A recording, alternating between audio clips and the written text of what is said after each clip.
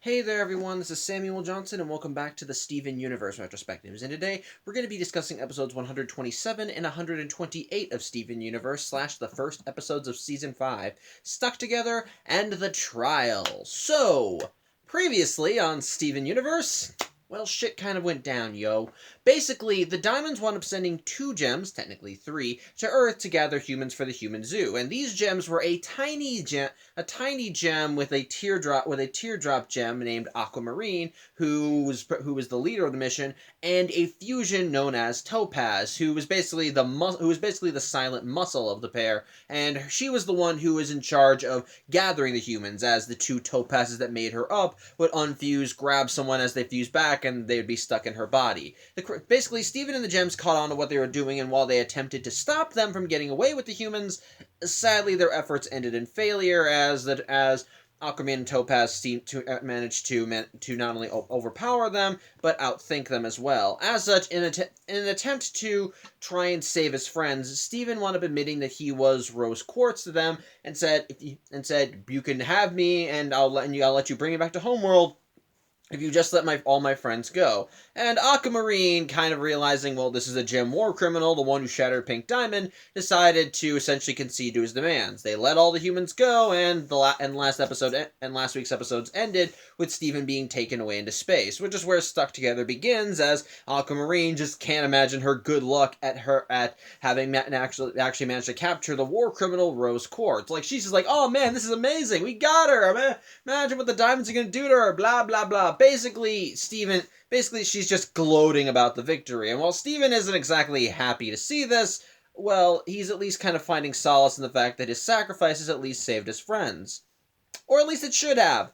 Yeah, while the majority of Steven's friends managed to get off the ship, one wound up staying behind. Remember Lars, who I said ran away when Sadie was captured? Well, it turns out he didn't abandon ship with everyone else. He instead ran away and hid.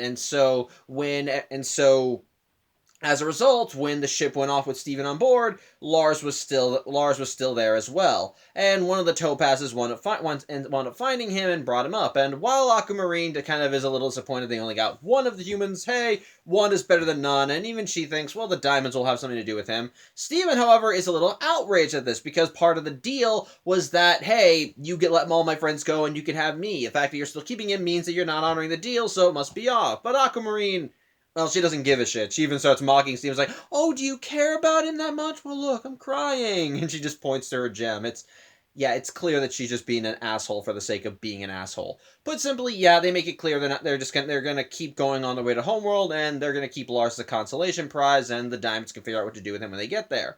As such, both topazes fuse back together with Steven and Lars trapped in their body, and so basically they just start piloting back to Homeworld.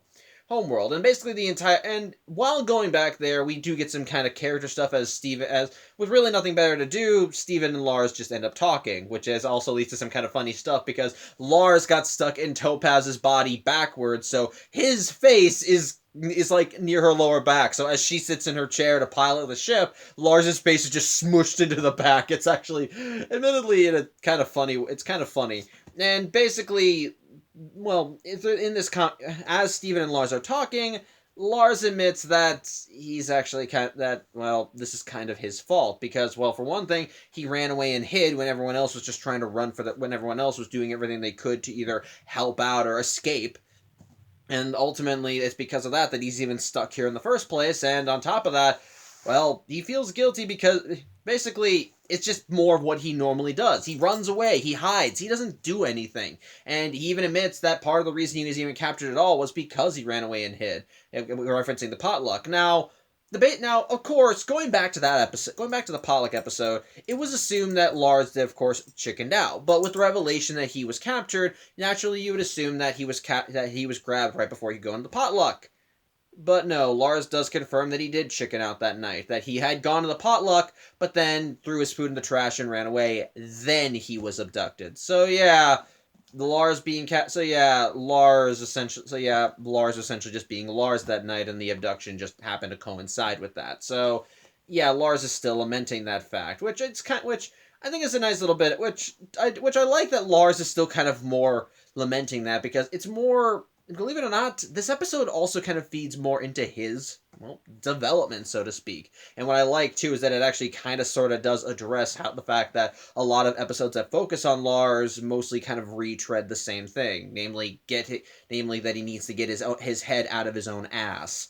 But before Steven and Lars can continue talking, the ship ends up kind of shaking, as it turns out that in the battle with the crystal gems, the ship's engine did sustain some minor damage, and so Aquamarine orders Topaz to go and take care of that. As such, the ship is, I'm guessing, set to autopilot so that she can work on the engine while still allowing it to fly, and so Topaz goes down, and while she continues working on it, Steven actually is trying to think of ways to try and get out of the situation, not at least for Lars's sake. He still fully intends on letting himself stay captured, since, of course, he made the deal, and sure enough, as he's looking for a way out, he does end up seeing them, as in the engine room are gem destabilizers, much like the one that Jasper used, much like the ones that Jasper used.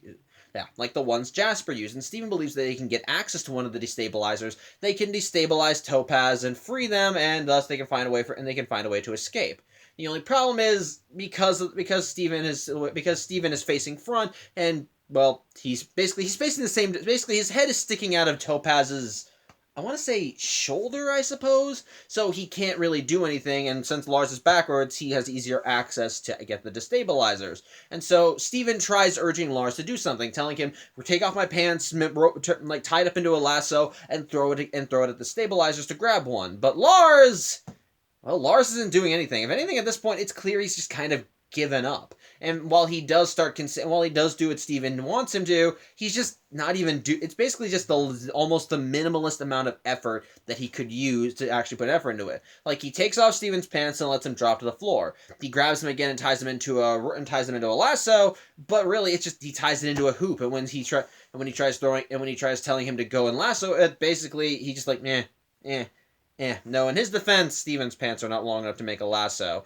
And finally, when Steven yells at him to try and actually throw it at them, he just balls up Steven's pants and just chucks them right at the destabilizers. So Steven finally just yells at him and says, "What's your problem?" And Lars admits, yeah, he has essentially given up because, well, again, he believes this is his own fault. He's a coward. He's a scaredy cat. He doesn't do anything. He doesn't grow. He doesn't change. He runs away. He hides. He doesn't do anything. He holds everything. Basically, he admits that he's just a fraidy cat. That he's too afraid to do anything, which, in a way, kind of helps further showcase more of why Lars is the way he is. I'll get more into that when I get to the end when I'm done talking about the summary, but put simply, Lars admits that he does feel jealous of Steven. That Steven is brave. That despite the fact that Lars is older than Steven, that he's the teenager while Steven's only on the cusp of being one. Well, Steven has his shit more together than Lars does, and Steven is a good kid. He helps people. He's proactive. He does all these amazing things for people, and in a way, Lars is kind of jealous of that. That Steven is the one that keeps going out and trying all these new adventurous things. He goes out and saves lives. He's a hero, and then there's Lars, who is so scared of stepping out of his comfort zone that when he got a chance to potentially show off his true self to the cool kids, he chickened out and ran away. In a way, he does feel jealous of Steven because of that, and he laments that ultimately it's his fault that they're stuck like this. And then Steven admits something to Lars. He's afraid too. Because ultimately he has no idea what he's doing right now. He has no idea how to get out of this mess.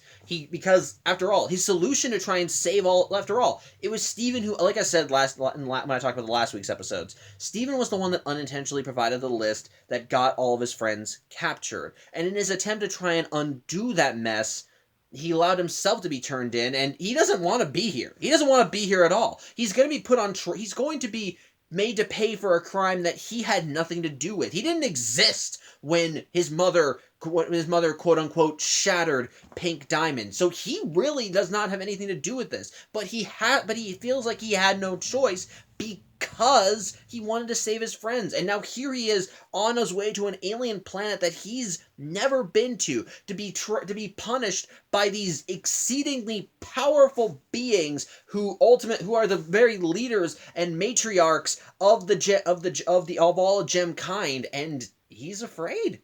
He has no idea what to do. He has no idea how he's going to get out of this. He has no idea how he's going to help Lars get out of this. He's afraid. He's scared. He's in unfamiliar territory, and he does not know what to do. And, well, it's clear. And from there, we see that Steven's facade starts breaking. That's another thing I like about the episode. Steven lets down his facade. Steven usually is the one that likes to keep a straight face and a brave front for everybody. After all, he's the one that everybody's relying on. We see cracks in it every now and then, but it's clear that beneath it all, Steven is trying his best to hold it together. And so seeing him here in this situation, what I like here is that you see the boy beneath the warrior, so to speak. He's because he's in a situation that he's well unprepared for, and ultimately even admits that despite his heroic sacrifice, he still kind of failed because Lars is still trapped. And as a result, he's now even more worried because now it's not just his life he has to worry about, but someone else's too. So of course, he's legit. He doesn't know what to do. And it's actually pretty nice, and kind of is a nice match for Lars' character, Lars being as bare as he was before too. And it leads to some other cool character stuff, as it leads to kind of switching of roles, as Lars is the one that tries inspiring Steven. It's like, hey, it's okay. We'll figure a way out of this. We got like light years before we get there. That's plenty of time, right? Right? Which, yeah, light years measures distance, not time, but he could have been talking about distance too. But hey, what do I know? The point is, Lars does try to comfort Steven, and then Steven's the one that kind of brings him back down. It's like, you're the one being positive? Usually you're the one that brings me down to earth and tells me how crappy things are. And Lars does a concede, okay, yeah, this is still a messed up situation. But ultimately, it does kind of cheer Steven up enough that he says, well, yeah, he may know that... Hold on one sec. Sorry, Chindy was jumping at stuff, so I thought she was jumping at a fly. But yeah, Steven admits that Steven is cheered up enough that he admits something. That while Lars being trapped here is kind of his fault, and he knows that Lars is probably having a miserable time right now, Steven admits that he's at least happy he's here because he doesn't want to be alone right now. Which, again, it's nice and sweet, and it actually does cause Steven and Lars to kind of tear up and chuckle a little. And it turns out they're not the only ones tearing up.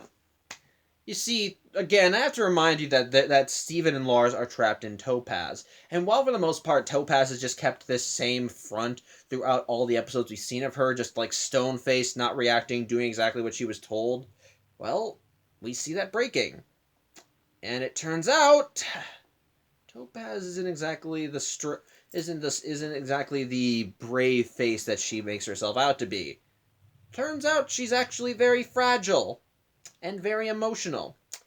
It turns out she hates these missions. She hates going on missions like this one. She only goes on them because she's ordered to. And she ultimately feels like she has no choice in that regard. And as a result, she does everything she could, but inside she hates it. She hates going on these missions, and that ultimately kind of feeds into why she's more like a pair, because, well, she's happy that she's not alone. After all, like I said, Topaz is a fusion of two smaller Topazes, and as this big Topaz fusion Topaz starts kind of breaking down, she admits that both Topazes genuinely are happy to have the other in their life because they at least have someone they can rely on, someone that helps them through all this, and they've honestly never had, and ultimately they've never had the chance to express that to one another because ultimately someone has been always between them, figuratively and literally. And as a result, hearing Steven and Lars open up to one another and talk about how they were happy to have each other, be close to one another, it actually starts getting to her. It makes her emotional, and we see her own facade break, and we see her own facade break, and we see that underneath a big strong exterior lies a sweetheart who lies a very emotional and very fragile sweetheart. I kind of like it. But either way, she basically admits that because they moved her so much, she wants to help them. And so she offers to help them escape, as not only does she return Steven's pants to him, but she also gets the ship's escape pod ready. Steven's intent is just for Lars to take the escape pod and go home, but Lars kind of argues, well, why don't we both just take it? They're going to do something to you anyway. If you go back there, we should both leave. But Steven is still going to still trying to be steadfast to his whole I turn myself in thing. Unfortunately, before anyone gets a chance to use the escape pod, Aquamarine comes to check on Topaz because she's been down in the engine long enough, been down in the engine for a while, and they're almost at homeworld. And so she wants to come get her. And sure enough, she pops in just as she sees Topaz trying to help Steven and Lars get to the escape pods. So logically, she wants to know what the fuck's going on. Of course, Topaz tries covering it up. It's like, look, they had this big emotional moment going on. It was sweet. It was nice. And they talked about how much they needed each other. It was just great. But it's clear Aquamarine is not interested, as she just stays stone-faced and pulls out her bow and straightens it up to turn it into her stasis field thing. Which also leads to a very amusing screenshot, which I am going to use as the thumbnail for this video, where Steven says, hey, come on. It's like, hey, look, we're all being emotional here. Why don't you talk about yourself? I mean, you don't like this dude. You don't like it. How about you open up with your feelings? And Aquamarine's reaction to this is, like, I love that. It's just like, like, I don't know. I find that hilarious. Like, but either way, she decides that if Topaz is gonna help the traders escape, then she's of no use to her, so she tries to kill her. So she tries to poof her, and in response, Topaz ends up grabbing a gem destabilizer, and before Aquamarine even has a chance to launch her attack, Topaz lunges at her, holds her to the wall, and holds the destabilizer right above her head. And it's here we actually see Aquamarine sweating a little, because it's clear she's a little afraid. But, unfortunately, she manages to talk her way out of it, with very logical arguments. Because ultimately, the ship is on a path to homeworld. So how would the Diamonds react to seeing Topaz arrive on homeworld with no prisoners and Aquamarine's gem in her hand? It wouldn't be an easy thing to explain away. And as a result,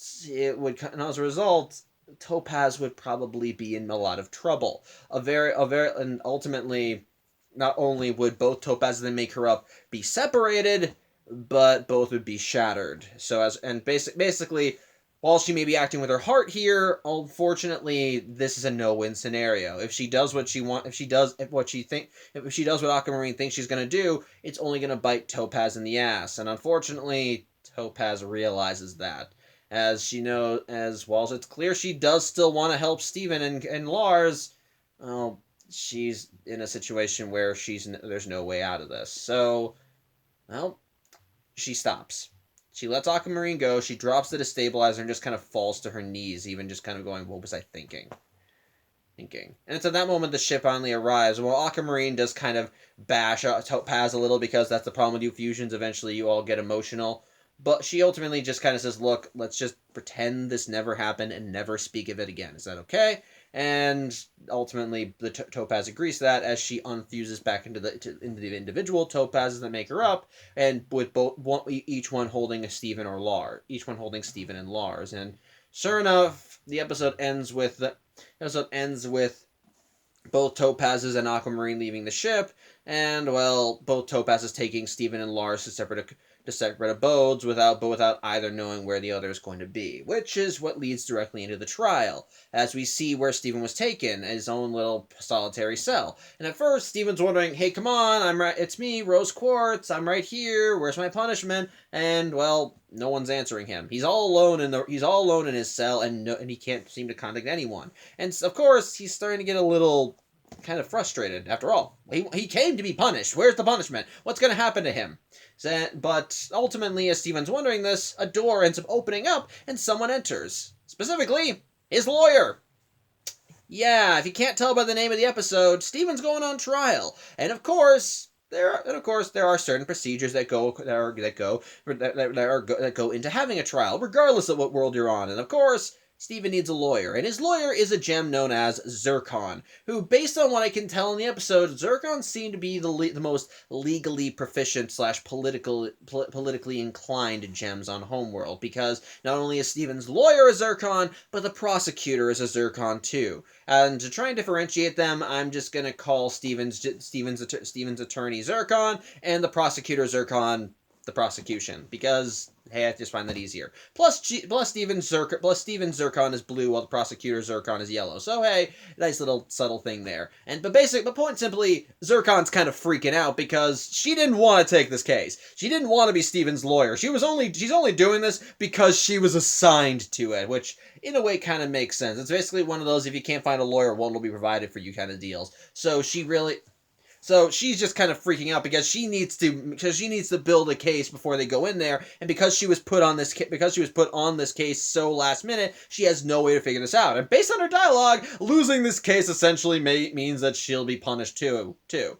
Crappy lawyer system, but what can you do? But point is, she has no idea how to get out of this, and Steven, well, he has no idea. Steven really is not any help, and as such, while Zircon tries preparing a case for him, unfortunately, they don't really have enough time to make one, as they barely get a minute to talk to each other before they're pulled into the trial. And it's here we actually meet the prosecutor Zircon, who is very much overconfident, cocky, and treats Steven's lawyer as if she's a traitor. Well, okay, she doesn't actually treat her like that, but she's a jerk, so I'm going to act like... But she's a jerk and says, helping out a rebel? Isn't that treason? Like, fuck you, lady.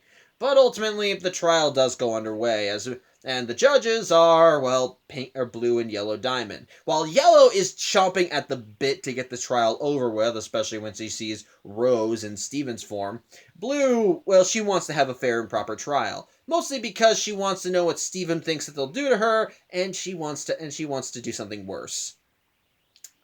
Just to remind you that these are still the bad guys. Basically, from there the trial goes underway.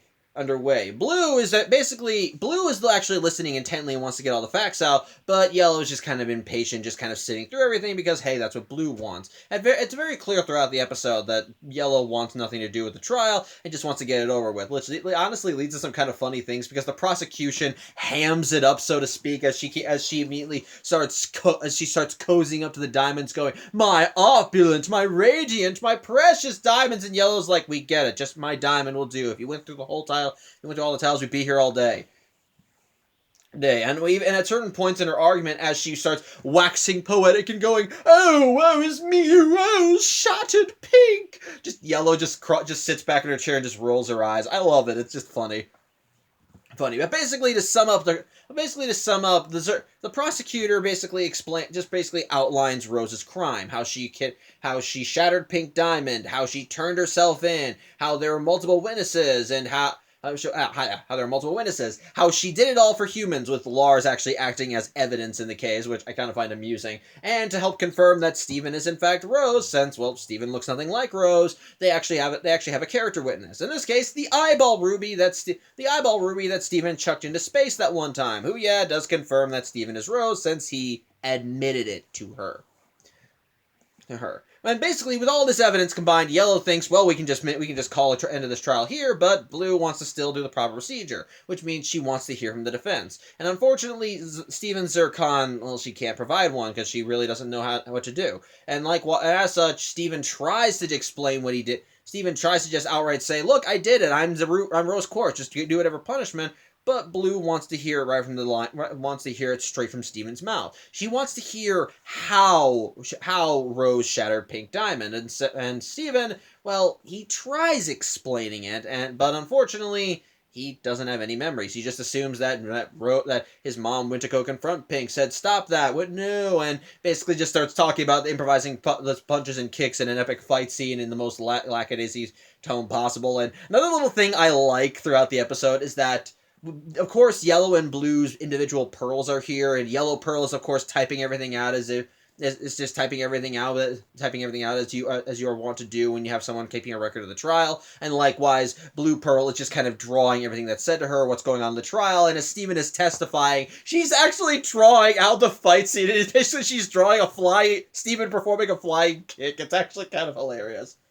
But basically, Steven sums up the story with him supposedly shattering Pink Diamond, maybe with the breaking point. And upon hearing that, well, Blue metaphorically explodes as she sends out a wave of an emotional aura that causes all the gems in the area to just start breaking down in tears. Though Blue Pearl and Yellow stay more steadfast, most likely because they're used to her powers. But she also admits a little detail. It wasn't the breaking point that shattered Rose. It was a sword. Interesting, right? But basically, yeah, Blue at this point is so emotional that Yellow calls for a recess, and Zircon just starts chewing Steven out, saying, "What the hell was that?" And basically, she tries to get Steven to tell her exactly what happened, but Steven admits he doesn't remember anything. He doesn't know what happened. All he knows is what he's been told, so of course he can't list specifics. And it's then that Zircon has an idea. And she starts to understand why Blue asked Steven to be as detailed as he was. Because they don't know how it happened either. And suddenly, Zircon has an idea. As such, once the trial resumes, she starts making her argument that yes, Rose did indeed lead the rebellion, that she was indeed the one that rose up against the Diamonds, and yes, Pink Diamond would be an ideal target since she was the leader since she was the one that was colonizing Earth. Earth was supposed to be her planet, so of course, with Rose being the leader of the rebellion and Pink Diamond being the monarch of this world, of course they would be direct enemies. So obviously Rose would be gunning for her, but how did she do it? As such, to kind of use as a demonstration, Zircon ends up asking Blue if she can use Blue's Palanquin, which Blue allows, and so using the Palanquin as demonstration, Zircon starts explaining how Rose doing what she did was sort of impossible. Because after all, Pink Diamond was a diamond. She had legions of gems at her beck and call. She had like warriors at her disposal. She had sapphires. She had ruby soldiers. She had amethyst, jaspers, everybody there. She had her own personal entourage. And yet, how did no one see Rose coming? After all, Rose was a very identifiable figure in the Gem War. The leader of the rebellion, and odds are Pink would be cautious. As we saw in the human zoo, all the available rose quartz were captured and bubbled. So there were no rose quartzes in her army. And yet, how did this single rose quartz, the face of the enemy, who according to this episode apparently was a threat to the Empire for literally hundreds of years, suddenly get close to a diamond? How did no one see her? How did no one stop her? Of course, Yellow says, well, maybe she just snuck through. But again, that still raises questions. Why didn't Pink... Because after all, according to witness testimony, Pink Diamond just took a few steps out of her palanquin, and then she was attacked by Rose from the front. But how? After all, because even if she managed to sneak by all those forces, there would still be Pink Diamond's pearl. Why wouldn't Pink Diamond's pearl warn her, hey, watch out, Rose is right there? So as such, Zircon has a theory. Somehow, someway, Rose was able to get close because someone let her get close. Someone high in authority. Someone with the power to cover it up. Someone with the power to ensure that she would be able to get close without anybody noticing. Someone like one of the diamonds. Of course, this statement immediately pisses Yellow off so much that she poops Zircon right there. When the prosecution tries gloating, she zaps her too. But throughout all this, Blue was at the edge of her seat. She was actually listening. And what I like, too, is that while Yellow Diamond gets angrier and angrier as this goes on because she just wants this to come to an end, Blue is just like, what? How? Huh? Like, she's invested. I actually kind of find that amusing. Like, she's invested in what Zircon is saying and just pretty much and is clearly like, oh, when she's shocked at the idea, which basically, I kind of like that. I like that Blue, despite being the obvious bad guy and only going along with this because she wants to make Rose suffer as much as possible, is actually listening and actually taking into consideration the argument. So, I dig that. I kind of like it. But unfortunately, her and Yellow's different dispositions also lead to them clashing as Blue calls Yellow out for what she's doing and pretty much just goes, "What the hell? What the hell?" As such, they end up getting into an argument, but Steven thinks that this is their opportunity to run, as he goes up to Lars, who've been brought back in as evidence, and pops the button, and ends up getting him free, and decides that they need to make a run for it. Unfortunately, they don't really have an escape route, so they use the next best thing available, Blue Diamond's Palanquin. As such, they just run on board, and Steven starts messing with the controls, and sure enough, he does manage to get the Palanquin moving enough so that it jumps right out of the courtroom.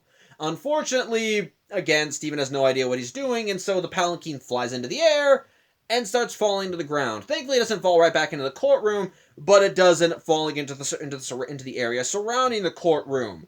And yeah, they're on Homeworld. They're on the Gem Homeworld. And as the Palanquin is falling into the depths of the Homeworld, Yellow Diamond breaks out of the courtroom and tells Steven that yes, that Rose may have had the advantage on that little rock she calls home, but she's on their world now, and there's no escape. And the episode ends as we see the Palanquin falling into the depths as Steven realizes they're kind of trapped. So, yeah, that's where the episode ends. So, my thoughts on these two episodes. Well, first, Stuck Together. Stuck Together, I think, is a good episode. I think is a nice episode because it definitely is. Well, it's got the tension, of course, with moving Lars and Steven there. But what I like about it, for one thing, is that it's got good emotion. Is that, for one thing, it kind of plays with your expectations a little, while also offering some really good character development and character showcasing for both Steven and Lars. For one thing, Steven, as I mentioned in the plot summary, in this episode we see Steven actually being really open with Lars, because he's talking about how ultimately he has no, like I said, he has no idea what the hell he's doing right now. Like I said, throughout this, every time we've seen Steven throughout the series, he's been trying to put on a brave face for everybody. Because after all, he's Steven Universe, son of Rose Quartz, the former leader of the Crystal Gems, and his mother has done so many great things, and we already know he's living in her shadow and basically is trying to live up to an impossible expectation, but ultimately, he tries to be a good kid and tries to do so much for so many people. The whole reason he even made this sacrifice was because he felt responsible for what happened to his friends, and he knew if he turned himself in, then ultimately the Homeworld Gems would leave his friends alone, and even that ended in failure, because despite everyone else running away, because Lars ran away and hid on the ship, he was still captured too, so ultimately the sacrifice meant jack shit in the end. And as a result, we see just Steven being bare, and like I said, we see the scared child beneath the brave warrior. We see Steven stop trying to put on a brave face and just admit, I don't know what I'm doing right now. I don't know how we're going to get out of this. I don't know how we're going to escape. I'm scared, and and it's not just because of what's going to happen to me, but what's going to happen to you. I did all this to save you, and now here you are trapped with me. I love that. Because it helps showcase more of what Steven deals with. Because while Steven does have some bare moments throughout the series, he doesn't get to show it that much. I'll talk about this when I get to overall character arcs throughout the series when I finish these vlogs. But Steven doesn't really have a lot of time to cope, to deal with the circumstances that he has been put in. Because after all, Steven has to help people. There are so many things out there that Steven has to try and help people with. If it's not trying to stop monsters or saving the world, it's about helping his friends through their emotional tribulations, helping them grow, helping them manage through their problems. He has to keep up a brave face. He has to be happy-go-lucky Steven, the one that everyone looks to for aid, for guidance, to keep everyone's spirits up, or to be the brave Steven, to fight when he has to protect people when he can, or to be an emotional support or to be an emotional support. or to try and talk everyone down. He's either happy-go-lucky or brave-faced. It's either one or the other, and both of them are basically built for the same thing, to help people. So to have of this bare moment with Steven, where he just outright admits, I don't know what the hell I'm doing, and I'm scared, it's good. It's some really good stuff. Sorry, getting a dry throat. But it's some really good stuff that helps showcase more of what Steven's going through, and it's just a really good bare moment where you can just see him let go for just a minute and allow him to kind of process everything. And likewise, what I love is that because of this bare moment is in direct response to Lars.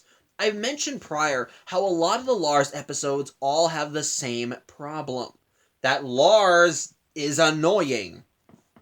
The crux of all of his episodes is basically the same thing. Stop being a dickhead, Lars. Nobody likes it. And as a result, every time we have an episode where Lars is a central focus, that same lesson is repeated ad nauseum. It's Lars being a dick for no other reason than he's being shallow, that he wants to be popular. And as a result, it just feels annoying, and it just makes you wonder how many times do we have to go through this until the lesson sinks in, you dumb goof. But ultimately, that's kind of addressed when Lars lays bare his emotions. When he admits, yeah, he knows what he is. He knows that he hasn't changed. He knows he has to do better. When he even talks about how he ran away and hid, he talks about how the reason why he ran away and hid was because Sadie was in danger and he was too scared to help her. And well, that actually is a really, again, good bare character moment, because it's Lars openly admitting his faults, and part of the reason why he gets into the emotional funk he does is because he quickly realizes, I'm not growing. I'm stuck. I'm in this rut, and every opportunity I've had to change, I've just turned away from. And now, because I've been so cowardly and afraid, I'm trapped here. I'm on an alien world, and I'm an alien world, and I'm still scared. And he talks about how he's jealous of Steven because Steven has done all these amazing things. He's not afraid to put himself out there, to be himself, to be bare. He admires that, and he's jealous of it in a way. And honestly, I like that. I like this bit of this character development for Lars, and it's a really good one because, believe it or not, it can be relatable. People have a hard time changing. While we as humans know that we have to change to grow, to evolve, to be our best selves, change is not something we're built to do. We are hardwired to resist change. And when we want to change, it takes time to do, because it's not something we can just flip. We can't just become an entirely different person like that. We can't just immediately say, I'm the good guy now and I'm going to be a good guy from now on. No. We have to actually put forth an effort, and that can be hard, because when you're so set in your ways, you don't end up growing. You don't want to end up changing. You do kind of start falling back into those patterns. And the thing is with Lars, that's exactly what he's done through every time we've seen him.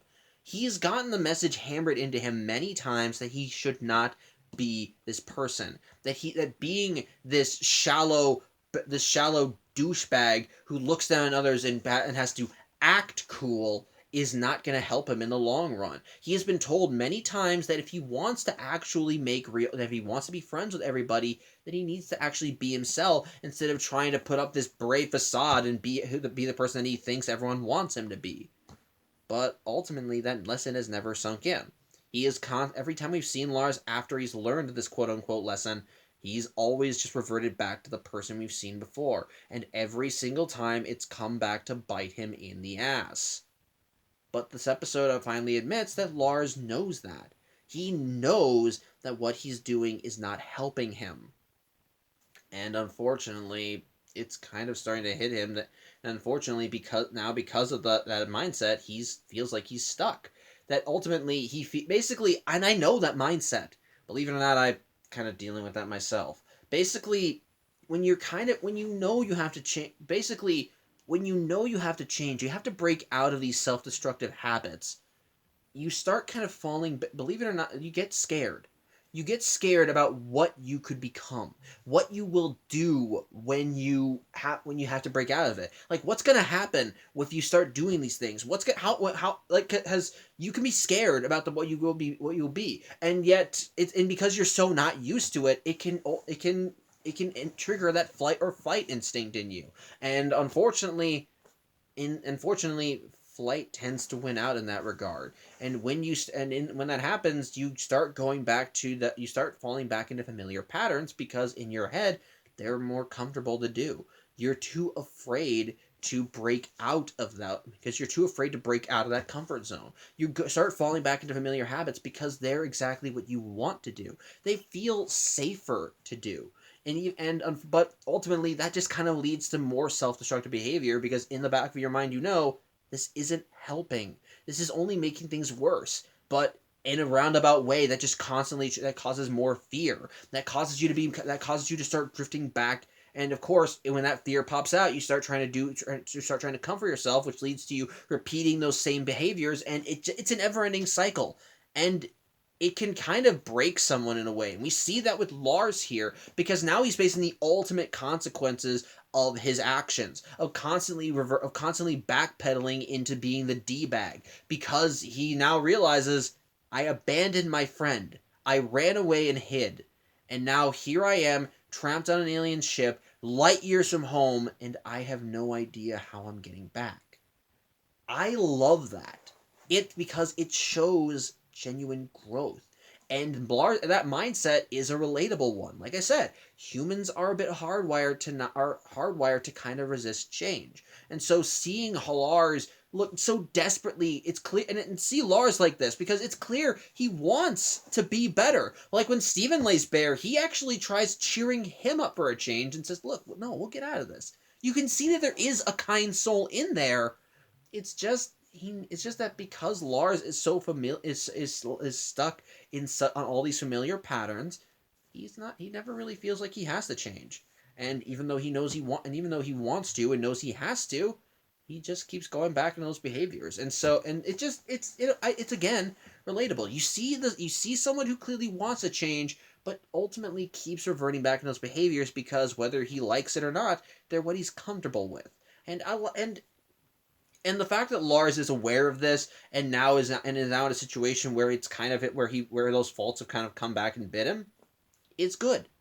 It's good character development, and it shows that at the end of the day, Lars has the potential to grow. He just needs that extra push. And we see a little bit of that when he tries comforting Steven and even says, "No, come on, let's both get out of here." I like that. It's nice. It's sweet, and it actually showcases that Lars is more than just the shallow d-bag that we see of him as most of the time. But then likewise, I like that the emotional thing helps kind of keep the action going and helps still create the tension that you get, because from that emotional conversation, Topaz almost lets the pair of them go because their struggles remind her of the individual Topazes and how emotional they get, how they hate this mission, but they try and deal with it anyway because the higher ups say it, and hey, they at least have each other. I like that, and I like that it helps showcase something. That despite how the gem hierarchy works on Homeworld, not everybody is happy with it. Many people and we see that with Topaz here. We see that underneath that brazen exterior lies this sweet beating heart, and she clearly wants to help Steven and Lars based on the emotional talk she had, but unfortunately when she tries defying Aquamarine, Aquamarine also quite logically points out that if she went back to Homeworld like this, it's just going to come back and bite her. I like seeing that because it's another hint that not all gems are happy in this caste system. I mean, we already know that's clearly the case. After all, if all gems were happy with this caste system, then the crystal gems wouldn't exist. But I like that it showcases that they are probably more numerous. That lays down the hint that they're more numerous than you believe. Because again, Topaz hates her work. She hates her job, but she does it anyway because she's ordered to. And then ultimately, given to when left alone to her own private devices, she's actually she's actually very emotional and confides that the topazes that make her up clearly are only doing this because they feel like they have no choice, and they at least feel they can confide in one another. I like that. I like that, and I do like that it kind of almost gives you a sense of hope that they might get out of this, because now here's an out. Here's a way. Here's someone that who's sympathetic to their plight, who will now be able to help Steven and Lars. But then you get the tension with Aquamarine. You think, oh, Topaz will save them. Topaz will change her ways. No. In the end, she just kind of goes back into it. Because, again, it goes back to the whole, it's hard to change. Unlike Lars, while Topaz wants to change, the circumstances surrounding her situation make it that changing probably isn't a good idea, and that ultimately, whether she likes it or not, she does need to fall in line. And so, having the episode end with Steven and Lars still end up being still captured and being courted away, I think is a nice way of kind of raising the hopes up, but then kind of making you realize, oh, they really are stuck. I like that. It's in a nice little way. And the trial, this is a gold mine for theory building. I admit, the trial, as a mystery buff and an Ace Attorney fan, the trial really captured my fancy. Because, well, going back to the Ace Attorney comparison, it feels like a case from those games. It starts out like I said, it starts off pretty cut and dry. Rose Quartz shattered Pink Diamond. They have Steven admitting it. They have eyewitnesses who said it happened. So this should be like just a very clear-cut case that should ultimately end with the prosecution winning and Steven being shattered or whatever the hell Blue was going to do to him. But as the episode goes along, it starts laying down hints for what's really going on behind the scenes. And what I like in that regard is that they do it in a way that makes it clear that you need to be paying a little bit more attention. Like case in point, the first contradiction that we notice is the sword. After all, when Blue asked Steven for specific details about how Rose Quartz shattered Pink Diamond, Steven expressly stated that he believed that his mother used the breaking point, because after all, Bismuth herself, the one who forged the sword, admitted that the sword was one of her finest pieces because it could just completely and utterly destroy a gem's physical form, but never the gem itself. That's why she made the breaking point. That was made specifically to shatter gems. But yet when Blue Diamond corrects Steven in his story, she tells him, no, it was a sword that shattered Pink Diamond. But that doesn't make sense. On top of that, as Steven Zircon starts actually trying to build a case, she actually does start pointing out some legitimate flaws with the story. Flaws that nobody considered, and when pointed out, people have different reactions to. Yellow is angry because this defies the version of the story that they all knew, and for her, this is supposed to be just straight up cut and dry. Destroy Rose Quartz, get justice for their sister, and move on. Whereas Blue wants an explanation. Blue wants to go through this whole trial, most likely to have it end more, to have the ultimate finale of Steven being found guilty sting that much harder. But at the very least, she wants to have the proper procedure. And when Zircon starts pointing out facts, she's shocked. Not shocked because she's saying them, but shocked because they make sense. Because after all, her arguments are, how did Rose Quartz, this known criminal, get so close to a diamond's palanquin and then kill her without anybody stopping her? After all, Pink had her entourage. Pink had legions of gems who had been probably guarding her or surrounding her. And yet Rose was able to just sneak in without anybody seeing it. And even if she was able to sneak in, why didn't Pink Diamond's Pearl immediately warned her, look out, there's Rose Quartz. I like that sort of thing because it makes sense. And the arguments Zircon presents are valid. And what I like even more about it is that when the theories start being posited, well, going back to my Ace Attorney argument, it starts creating a list of suspects. Because Well, because, like I said, because Steven and Lars bailed on the trial when Yellow Diamond lost her patience, we don't get a resolution to this. But the points made in the trial are still valid. But you know that whatever is going on, because you know that because ultimately these little details, these inconsistencies in the story, showcase that there is something true, that something really did go on behind the scenes when it came to Pink Diamond shattering. Now, of course, thanks to a certain someone that I'm not going to name in the name of this video. Sorry, got a cough there. But we already know the twist. We already know the twist, but I like how it's built up to here. It doesn't outright tell you. It just lays the foundation. Which, going back to my Ace Attorney arguments, because by noting these inconsistencies, you can start piecing together what really happened. And we see that with Zircon in the story. After all, from a meta perspective, we already know that Rose's sword could not possibly have shattered Pink Diamond, because after all, Bismuth said that the sword only can destroy a gem's physical form. Now, the obvious argument is, well, she could have been lying about that, but then why make the breaking point? Why create a weapon that's specifically designed to shatter gems if she already had a weapon that did the exact same thing? It doesn't make any sense. So likewise, likewise, when Zircon starts pointing out Rose shouldn't have been able to get close, it makes sense too. And when she points out that the only way that she could have gotten close is if she had gotten help from someone high in authority, it again makes sense. And what I like is that Blue Diamond does not discount this. She's shocked that she's shocked, and it's true that it's a possibility, but she does not discount it. Yellow discounts it, because Yellow wanted to just wrap all this up, and the fact that the Diamonds are even being accused at all, that's traitorous talk. That's just not right. But yet, she's not wrong. Only a Diamond could have allowed Rose the access that she did. So that means a Diamond could have done it. And immediately the list of suspects grows for what really happened. When I first saw these episodes, my eyes were immediately on Yellow Diamond, because the way she was reacting, the way she got angry when Zircon kept discrediting her arguments and gave valid counter arguments, made me suspicious. Like, why does she want to cover this up? Of course, it could be that she's emotional, but maybe there's something deeper going on. So I like that. It just raises suspicion. Blue Diamond, I immediately could discredit Blue Diamond because she's the one that wants to find the truth here. But then likewise, this still casts doubt on everybody, because ultimately, if there is more to the story, then ultimately that means the eyewitness testimonies could be invalid too. After all, Eyeball Ruby clearly said that she saw Rose Quartz shatter Pink Diamond, and then likewise Pink